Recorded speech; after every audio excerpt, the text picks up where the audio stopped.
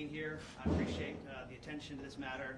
I know folks have wanted to talk to Todd and Savannah, so they're here to do that. I'm going to let them introduce themselves and tell a few words. We'll take questions after. How are you guys? Good. We woke up today and they're still at home. So it's honestly felt like such a dream to have them at home, and I'm just so grateful, obviously, to President Trump, the administration, Alice Johnson, just everyone within the pardons office. Alice obviously came on my podcast a year and a half ago, I think, before she ever even got the role. And what I respect about her is she's not in the art of giving favors. Neither is President Trump. And when she got the role, she looked into our case. They saw the injustices. The media loves to run with this $30 million scheme without doing the research to look into the documents. And there was no $30 million scheme.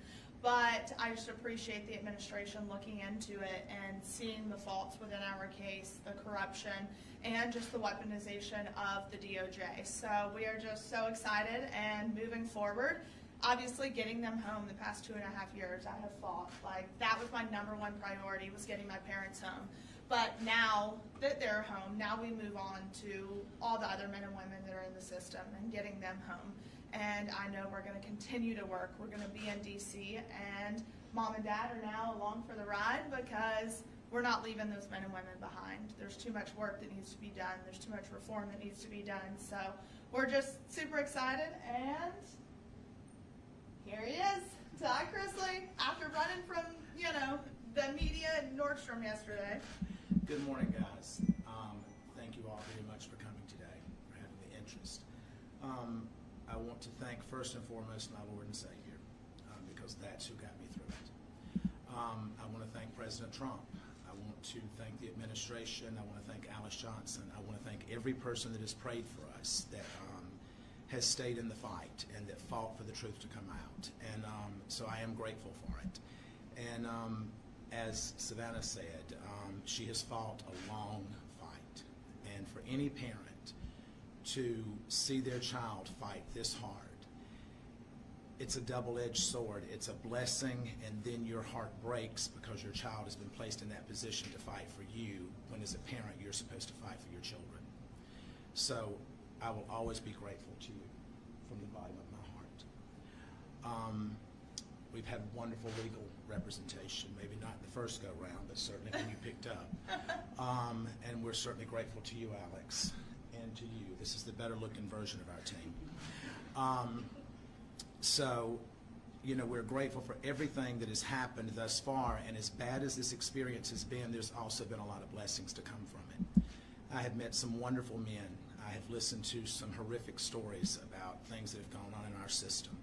And whether you believe it or not, because I was you at some point, even though this pardon has happened, I still was convicted of something that I did not do. It could be you. It could be you. It could be any of you. And somewhere in this room, someone has had a family member that has been affected by this system. So I understand the shame that's around it, but I refuse to feed into that, because shame is like a cancer that just spreads, and I have no shame. So I will continue to fight for all of the guys that I dealt with and that I was blessed to be with at FPC Pensacola. I will continue to expose the injustices that go on there and throughout the Department and throughout the Bureau of Prisons. I know that Julie, who is a wonderful, decent, God-fearing woman, and that I am blessed to have been married to and been with for over 30 years now, an excellent mother. She's at home with Chloe right now, and Chloe will not let her go. So we're blessed to have our family back, and we're blessed to be coming back to television, because we do have a much bigger story to tell now than we ever have. So I thank each and every one of you. We're happy to open this up for some questions. We'll start here. Todd and Savannah, what was the reunion like first night, right? Todd, Julie, and family. And the second part of that is, Todd, the fans have been really talking about your physical transformation. Yeah, I call it the BOP glow. And so what was the motivation behind that, and how are you going to continue that sort of fitness routine moving forward? Well, I'll actually have more access to better products now that I'm out. You know, I think that I had nothing to do other than to read and to work out. And so I worked out every morning at 10:45 until 12 with my buddies there, and I read, and my walk with Christ became deeper. And I talked to my daughter every day, to Chase, to Grayson, and then I was able to email with Julie every day. And so I think that for me, I haven't had the same effects that so many people leaving the prison system have had. So I'm grateful for that. Or maybe it's just all the residual Botox that never wore off. What was the reunion like, though, first night? Yes, I think for me, obviously I went to pick up my dad. And when he walked out, it was just such an overwhelming feeling, because the last time I was there, I was dropping him off and watching him walk away.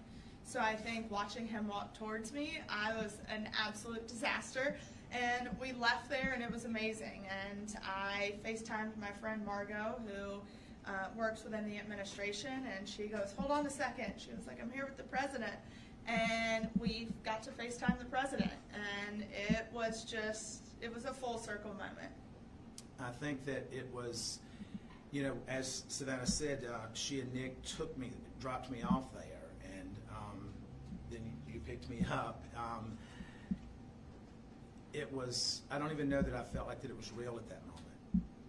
And I woke up the first morning, and I was looking around, I'm like, this is really real. I'm home. So I was grateful for our family to be all back in the same room, to be together, to share a meal together, to pray together, and to know that we're still in the fight together. Question second row. Mr. Chrisley, do you have any remorse for the actions that led to your evictions? Oh, you must be seeing it. What? Do I have any remorse? I would have remorse if it was something that I did. Well, your wife did apologize last year in February. Well, let me explain to you how that works, if you don't mind. Yeah. You're placed in a position as a defendant to either bow down and kiss the ass of the Department of Justice and accept responsibility for things that you did not do in order to avoid a stronger sentence. And the corruption that went on in our case is going to continue to unfold, and Alex is going to continue to give each and every one of you the evidence that as it comes in. First row. Next question. You haven't seen your wife in so long. Hearing her voice, seeing her, what was that like? It was overwhelming. It was overwhelming. Julie and I have been together for over 30 years, and she is my best friend. We have raised our children together. The grandchild is now my legal daughter, and we've had all the ups and downs. You know, we've gone through breast cancer together. We've gone through multiple medical procedures with her, and it was great to be home. No matter where that is, as long as she's there, it's home. Got a question up here. Hey guys, well, welcome home, Todd. Thank you so You're much. welcome. I know this has been a big journey for you and for you, Savannah. What is one thing that happened behind the scenes that maybe you want the public to know or to understand? You want to go first? I think, obviously the biggest misconception right now is that I either paid for a pardon or slept for a pardon. That's something I would- or that's the biggest misconception right now. And if people knew the countless hours and the money and the time that I spent going to DC, literally with not a meeting scheduled, and I just got on a plane and went and said I'm going to be in the right room at the right time and meet the right people. I fought hard and I was exhausted, and I begged for meetings. There was nothing I was never too good to ask. And that's the thing, is people think, oh, you're a celebrity, you're white, you have money, that we got an upper hand, and we didn't. I had to fight, and I was relentless, and that's how it happened. Finally, people listened. So for me, that would be something that people just don't quite understand. I think for me, watching it all unfold and listening to what she said that was coming up next, and just being consumed with pride, while at the same time knowing that this is a long shot, because so many people are told no. And being in the prison system, anyone that says that it's a fair shake, it's not. Because I dealt with young African-American males in the prison that I was in that were not treated the same. They were denied programming. They were denied access to certain things. I was not denied that, but we know why I wasn't denied that. And so I think that that is a much bigger picture that we all as a society as a whole need to look at, that we are one. And whether you're Republican, Democrat, or whatever, at the end of the day, when you're in that hospital, you don't care if it's a Democrat treating you or a Republican. Now, some of you may, but I want whoever's going to be the best person to do that. You. You're in the middle here. Thank you. So there's no telling how many times Savannah's Instagram was refreshed yesterday with everyone looking for that glimpse of getting to see Todd. And then the first time we see you live on Instagram is in Nordstrom shopping. Can you talk about that? And were you hesitant at all for that to be the first glimpse of you shopping at Well, Nordstrom? we thought through our security detail that we had beaten that and that we were good to go. And what we did not realize is that there was multiple outlets that were following us, but we had interference with the security team. And I don't know why it's that exciting to go watch me buy underwear. I mean, it's just not. But we went in to grab a few things because I have an event to go to tomorrow. And then we looked up and the people in Nordstrom's coming and said, you need to understand that the press is here, the press is here. And so I'm like, they're just wanting this one first picture. And so I said, go live with it. And I says, and that stops them. And so that's what we did. Did it work? It did. Hey. Go down the front and in the back. But What do you have to say to the people who say you were only pardoned because of your status? I understand it. I understand it. That's not something that you can look at and say, well, that had nothing to do with it. I don't know if it did or if it didn't, because I wasn't involved in the process. But what I can tell you is that I believe in our President of the United States, and I believe in his commitment. When he created the First Step Act, that was to help incarcerated individuals. It was not adhered to by the Department of Justice. And the entire time during the Biden administration, it was not adhered to. So to hear him say that it is now going to be adhered to and Pam Bondi is going to make sure of that, literally since Pam Bondi has stepped in, now the Bureau of Prisons have been given a directive through a new director who I have such a huge amount of faith in, William Marshall, that he is going to make sure that the First Step Act is implemented, and these men and women are going to get the credit that they're supposed to be getting. They're going to get the training and the education that they're promised, and they're going to be given a right to go back to their families in a speedier way. So I do understand that, and if that's the case, I don't know how to address the fact that if it is the case, but I'm grateful to God for whatever reason it was that we were able to obtain it. Flora in first. Hi, we know you've called the Nashville area home for a few years, having a home in Brentwood, Boney. What's your plans for potentially keeping a life here in Nashville and in the future? We do have future plans. Nashville will always hold a very special place in our heart, but we have other plans. Do you plan to stay here? We will probably always have a presence here. I don't know that we'll be here full time. Back row, please. Go ahead. No, you. So after people have been incarcerated, a lot of times they say that isolation and that feeling almost of not being able to associate with family and friends is almost for them feeling like part of a death. And then having them come back is almost like a second chance. Now that you have all of this new understanding, these experiences, really having that conversation with people in very different ways of life, how do you plan to use your platform and just share different messages if you do, now that you're continuing to have this TV show? This will always hold this. You can't go through what we've been through and walk away from it. I'm fortunate, so is Julie, that we never lost contact with our children. Julie and I emailed 10 times a day, and I think it's also important to understand that I was at a camp. It was the brokest child camp that you can go to.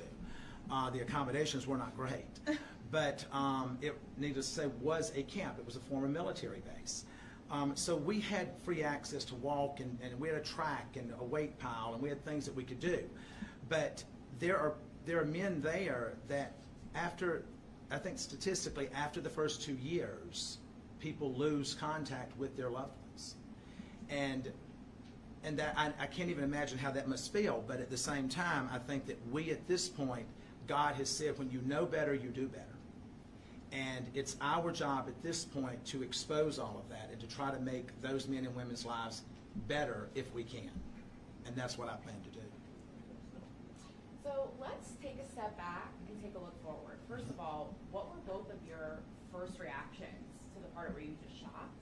And looking forward, tell us, your return to television, this docuseries. Can you tease what it will be like in nature, what the focus will be? Tell us about that. I mean, when I got the call, like I said, I was walking into the grocery store and I stopped in the parking lot. I was like, what do I do? I was like, okay, go back to my car. And so I sat in my car and had that phone conversation that's online with President Trump. And I was in such shock. I really didn't know what to say. I started crying. Grayson was with me and we're like, oh my God, it's happening. It's happening. And I really don't even remember driving home. Like, I was in such shock. And I then was able to talk to my parents and tell them what had happened, but it had already kind of spread like wildfire because President Trump's team posted the video and tagged it Trump Knows Best, which, I loved. But it spread like wildfire, and when they called, they're like, is this really real? Oh my, like, it was so hard to believe that it was actually happening. I had a staff member that came to me and said, you've just been pardoned. And I just looked at him and he says, no, really, you've been pardoned, it's in the news.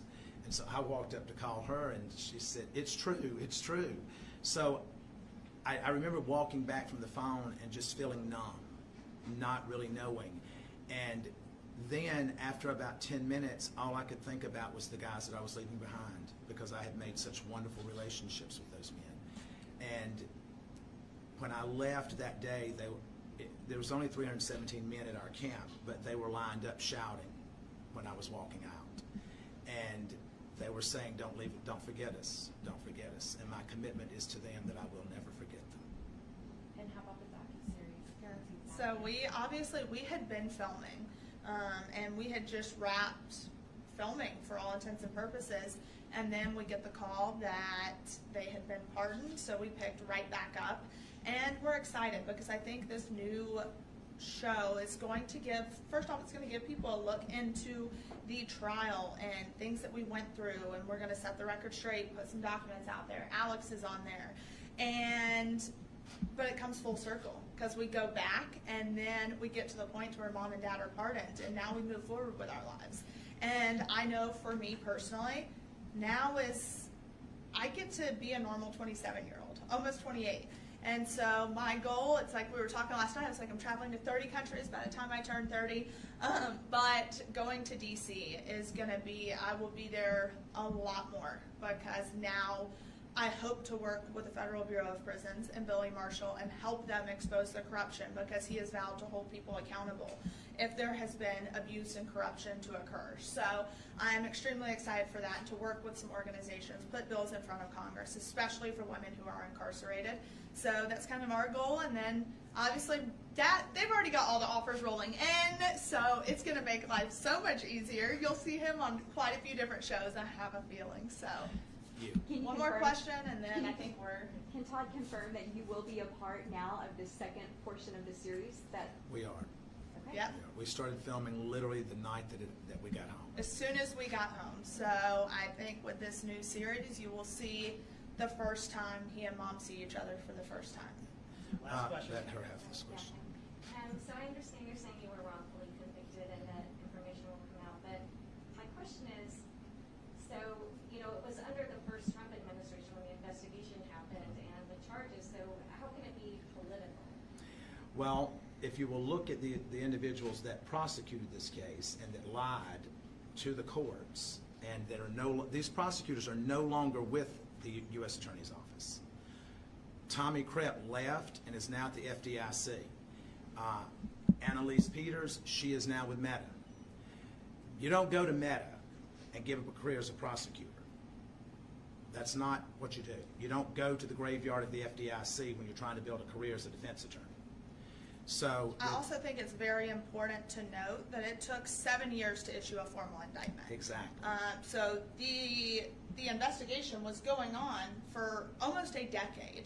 And when you look at it, our judge was the youngest African-American female appointed by Obama. So she allowed so many things to come into trial with the Fourth Amendment violations, and magistrate judge ruled that all the evidence must be thrown out because it was obtained illegally. So we don't know if stuff was planted. Mark Braddock was involved. He got full immunity from the government. So the whole trial was just messy and tainted. And when the magistrate judge ruled the evidence was not allowed in, the Obama-appointed judge said, nope, I don't care. We're allowing it all in. And with an email that said, we need to catch a big fish. And the response was, well, Todd, Chris is the biggest fish in Atlanta right now. And I think it's also important to note that the Office of Inspector General ruled in our favor in their documents, that in their investigation, that stated, we agree that the Chrisleys were unfairly targeted. We substantiate Due to their celebrity status. Yes, we substantiate the Chrisley's claims that they were unfairly targeted. So at the end of the day, I will sit and say, as his daughter, I believe in law and order. If I believe that my parents did exactly what they were accused of doing, then yes, you have a consequence for it. Do I think the consequence should have been 12 years? No, I do not. That's not even a fair sentence if it was true. But I know in my heart of hearts it was not true. I caught these prosecutors in so much misconduct, speaking to the judge, having ex parte communications. And this is in writing. It is in writing. Alex exposed the emails. So I think at the end of the day, if you want a conviction, then have a clean conviction. And to go back to your question about it being a Trump administration, it was a Biden administration that the OIG issued the report under that said that we were targeted. Mm-hmm. So thank you. All right, guys. That's it. Thank you all very much. Thank Awesome. you. Thank you. Y'all have a wonderful day. God bless. Thank you.